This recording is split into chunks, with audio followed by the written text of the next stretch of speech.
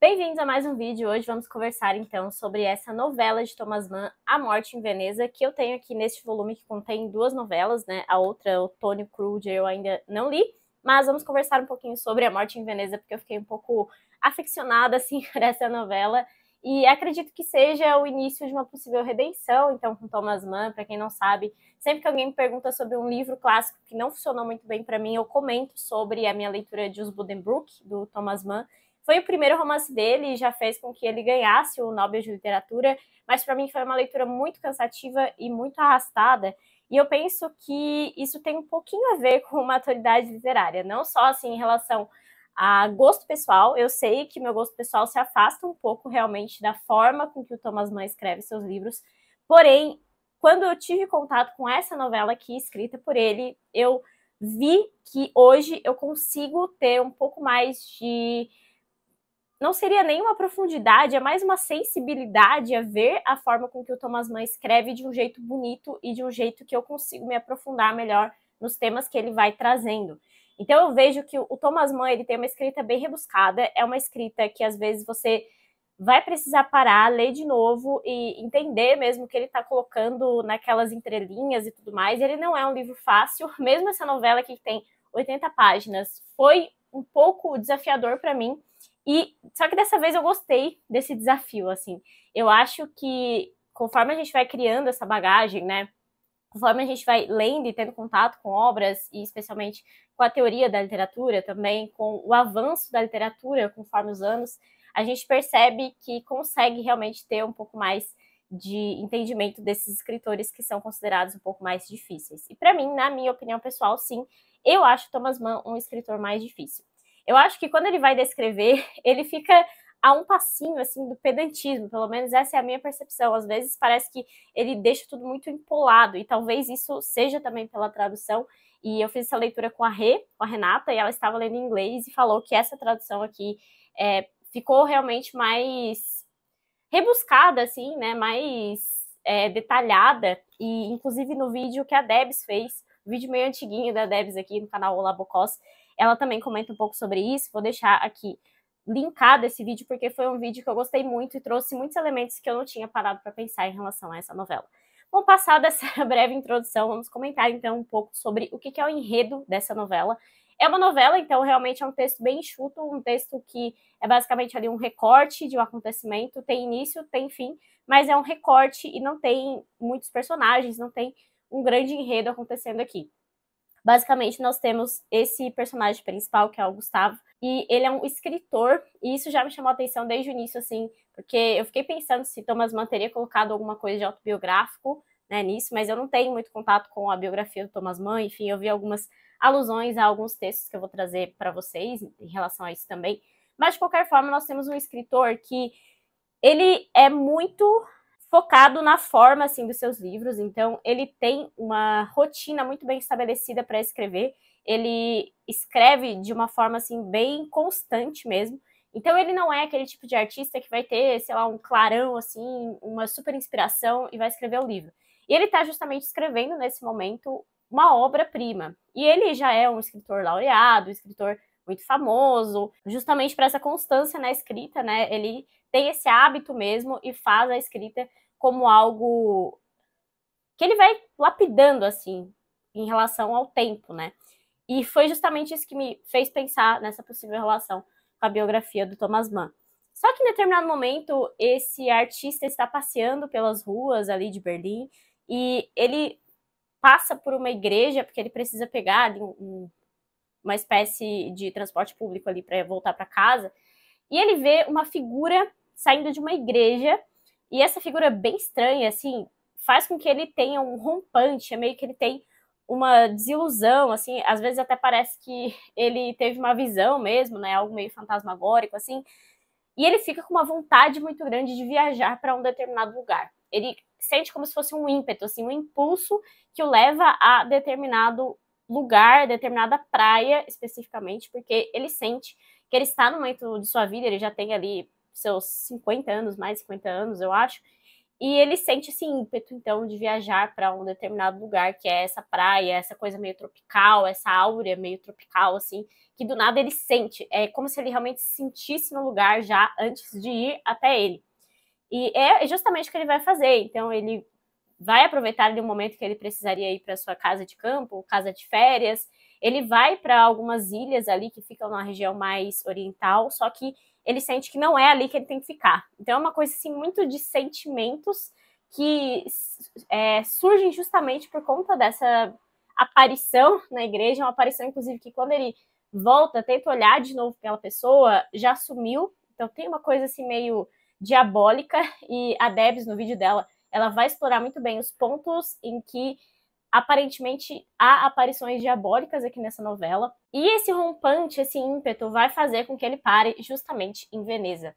E a escolha da cidade é muito proposital e é muito interessante, porque Veneza é essa cidade que nos remete tanto à arte, né, ao engrandecimento, só que depois ela passa por uma decadência.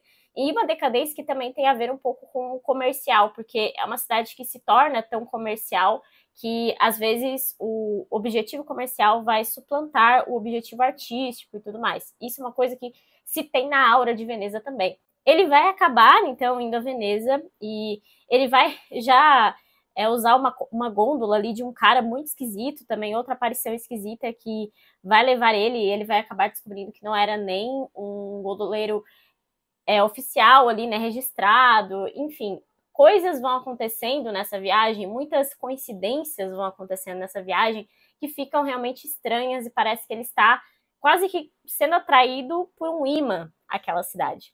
O que acontece quando ele chega realmente no hotel e ele se instala ali naquela praia? Nos primeiros dias, ele sente um mormaço estranho na cidade, a cidade está envolta, assim, por um clima estranho, um clima não só no sentido do tempo mesmo, como também realmente essa aura estranha, como se tivesse algo negativo andando por aquela cidade, rondando aquela cidade.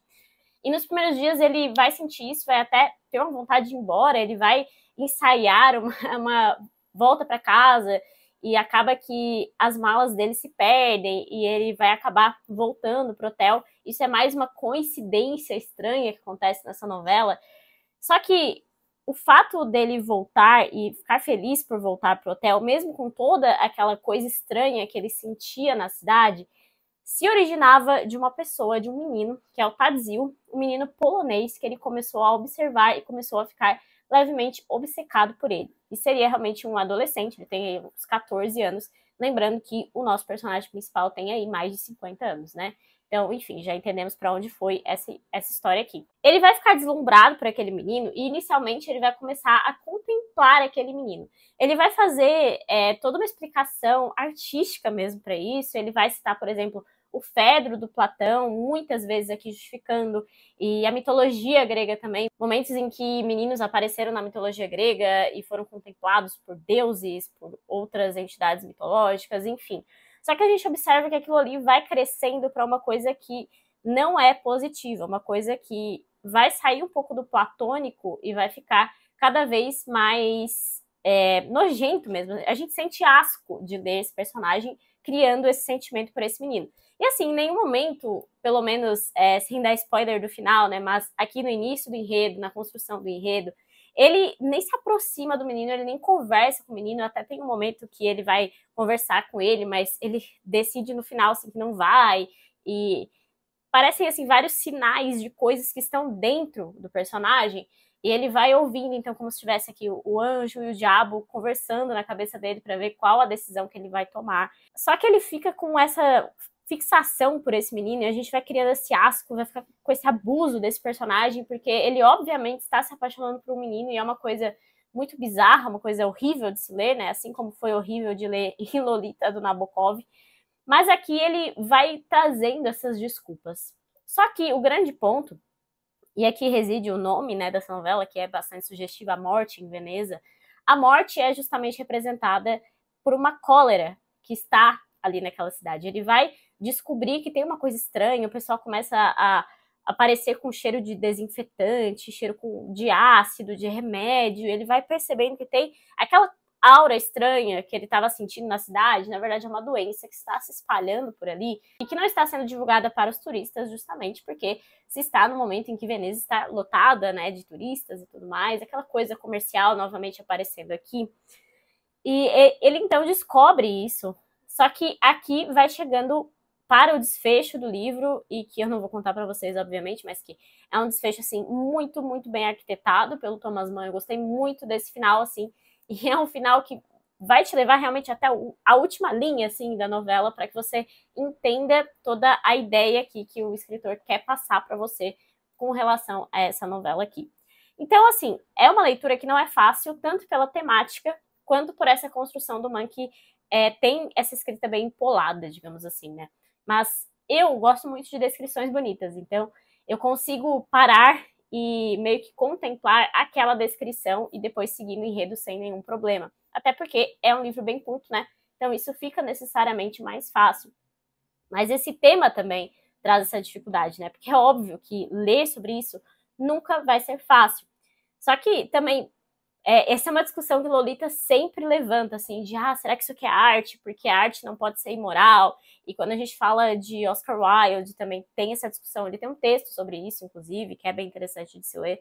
Eu acho que a arte não é só para contemplação, né? Só para falar de coisas belas. Também é para falar sobre a realidade, e a realidade não é feita só de coisas belas. Então, essa novela que vai tratar sobre esse tema tão complicado, na verdade vai nos mostrar também o abismo do ser humano e o ser humano sucumbindo às coisas negativas que tem dentro de si. E eu acho que a forma com que o Thomas Mann expôs essa queda do homem aqui ficou muito bem estabelecida, ficou muito bom para a gente perceber como um ser humano, mesmo possuindo o maior nível escolar possível e tendo a razão como o seu grande mote, assim, a gente vê que é um escritor que tinha essa rotina de escrever, que não via a arte, a literatura como algo que deveria surgir do nada, né, como um ímpeto, como paixão. Ele sucumbe às coisas negativas que tem dentro de si, mesmo tendo tanto a razão em alta conta. E isso vai ser objeto aqui de alguns textos que eu vou trazer para vocês para comentar, começando pelo Mário Vargas Llosa, aqui em A Verdade das Mentiras, que é um livro maravilhoso de crítica dele. E só o título do artigo dele sobre essa novela é sensacional, porque ele vai falar que A Morte em Veneza é o chamado do abismo. Ele começa dizendo que A Morte em Veneza é uma das histórias curtas mais bem construídas, complexas e profundas, né? E ele, inclusive, vai colocar essa obra figurando junto a obras-primas do gênero, como A Metamorfose do Kafka ou A Morte de Ivan Ilitch do Tolstói. E realmente, assim, é difícil encontrar uma novela ou conto que seja que te leva tão rapidamente ao ponto, ao mesmo tempo constrói todo esse enredo e esse sentimento mesmo que o autor quer que você sinta lendo essa obra, né? Sobre essa questão da razão, ele fala aqui que a vida não é feita somente de razão, também o é de paixões.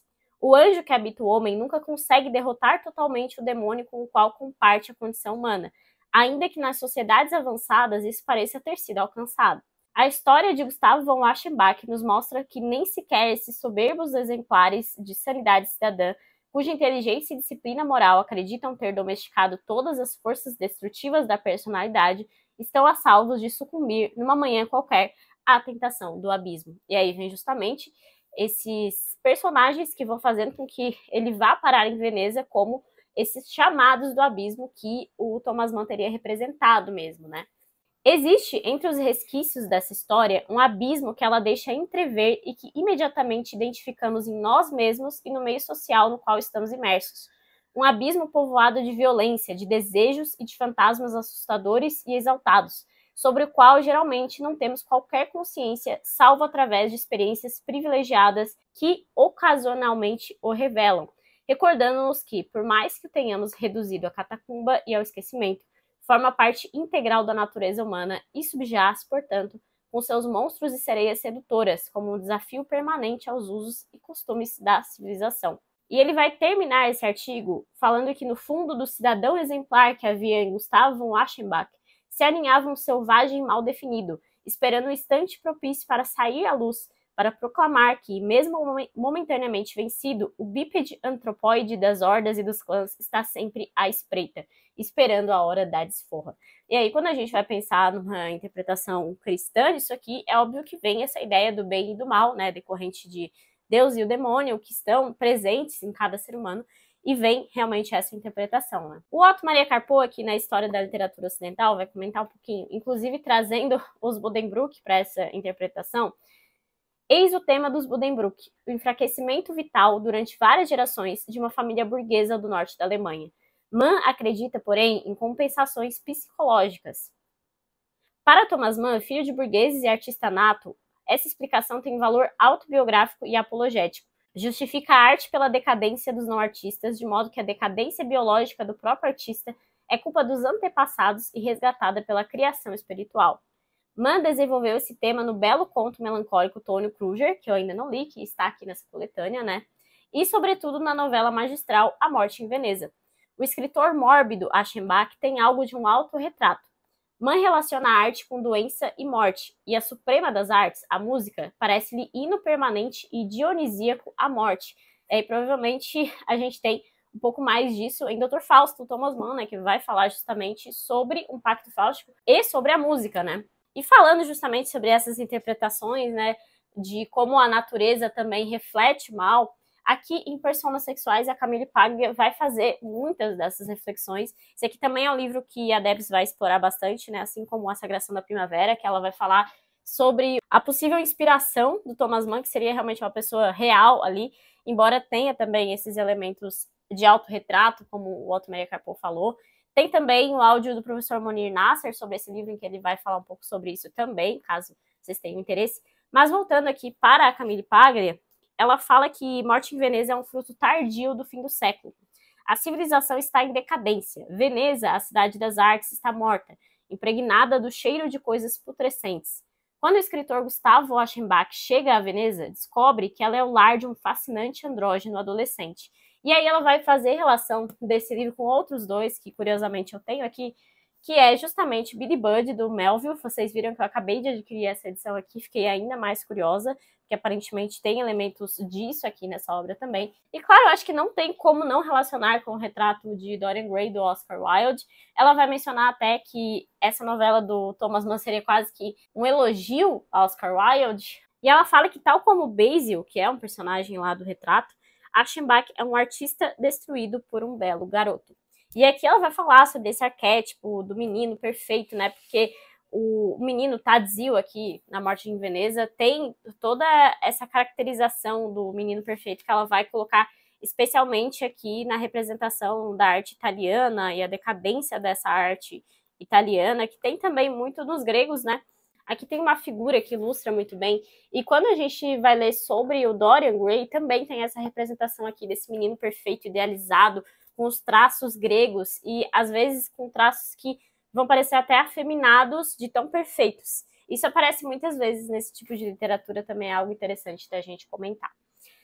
Enfim, sem me alongar muito, para quem tiver interesse em focar mais na parte das aparições diabólicas e dessa interpretação aqui da Paglia, eu realmente sugiro o vídeo da Debs, que ficou muito bom. Mas, trazendo para esse aspecto mais literário mesmo, me chamou muita atenção essa perfeição estilística, né, do Thomas Mann, como ele tem esse cuidado com as palavras, esse cuidado com as descrições, e que inicialmente me cansou muito em Os Buddenbrook, mas aqui fez muito mais sentido, especialmente com o enredo, né, porque fala da beleza, fala do paganismo, fala dessa paixão que a beleza traz nesse personagem e que causa a decadência dele.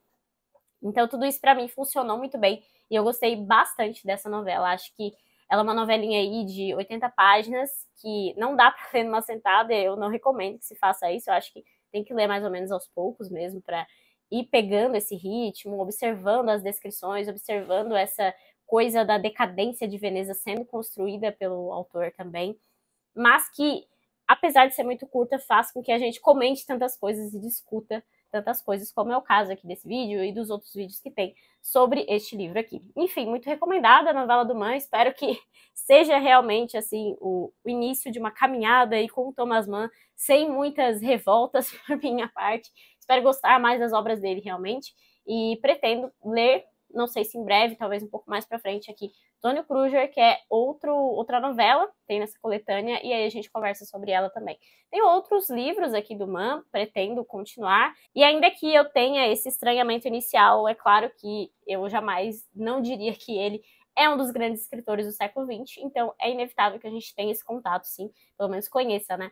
Então fica aqui sempre a recomendação de tentar, testar outras obras, outros escritores, porque sempre vai ter um ensinamento, né? Nunca vai ser um tempo perdido, digamos assim. É isso, espero que vocês tenham gostado aqui do vídeo de hoje. Se vocês gostaram, deixe uma curtida, deixe seus comentários, lembre-se de se inscrever no canal, porque isso me ajuda bastante. E até o próximo vídeo.